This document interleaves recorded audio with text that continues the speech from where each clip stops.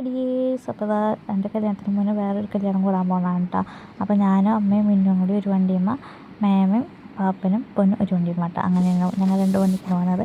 അപ്പോൾ തളിക്കുളം നാട്ടികയിൽ അവിടെയാണ് കല്യാണം. വേറെ ആരുമല്ല, മേമയുടെ മാമൻ്റെ മോൻ്റെ കല്യാണമായിരുന്നു. അപ്പോൾ ഞങ്ങൾ അവിടെ എത്തിയിട്ടുണ്ട്. അങ്ങനെ ദാ അപ്പുറത്ത് തന്നെ വേറൊരു മാമൻ്റെ വീടുണ്ട്. അപ്പോൾ അവിടെയും കയറി നേരെ കല്യാണ വീട്ടിലേക്ക് പോകാം കേട്ടോ. അപ്പോൾ കല്യാണ വീടൊക്കെ എത്തിയിട്ടുണ്ട്. അപ്പോൾ അതിന് മുന്നേ എല്ലാവരും ഔട്ട്ഫിറ്റ് കാണിച്ചു തരണം കേട്ടോ. അതാ കല്യാണ വീടെത്തി. പിന്നെ നേരെ ചെന്ന് ചെക്കനെയും പെണ്ണിനെ കാണാം.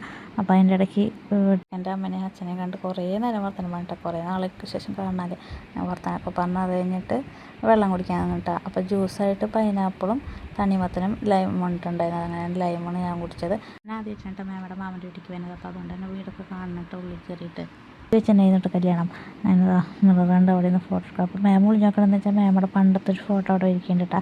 അപ്പോൾ അത് നോക്കാൻ പോകണം. അത് കഴിഞ്ഞ് പിന്നെ ചെക്കൻ്റെ പെണ്ണിനും ഫോട്ടോ ഒക്കെ എടുത്ത് കേക്ക് കട്ടിങ് തുടങ്ങി. അങ്ങനെ കേക്ക് കട്ടിങ് കഴിഞ്ഞ് പിന്നെ അടുത്ത ഞങ്ങളുടെ കേട്ടോ. ഞങ്ങളുടെ സ്റ്റേജിലൊക്കെ കയറി പിന്നെ കുറേ വർത്തമാനം പറയുന്നുണ്ട്. കുറേ നാൾക്ക് ശേഷം കാണണമല്ലേ, പിന്നെ ചേച്ചിനെ ആദ്യമായിട്ട് കാണണമല്ലേ. അപ്പോൾ അങ്ങനെ ഞങ്ങൾ കുറേ വർത്തമാനം പറയുന്നുണ്ട്. അപ്പോൾ കല്യാണം ആരുടെ എന്നൊക്കെ ചോദിച്ച് അങ്ങനെ അതാ എൻ്റെ കല്യാണം എന്നൊക്കെ പറഞ്ഞ് ഇങ്ങനെ പറഞ്ഞെടുക്കണം.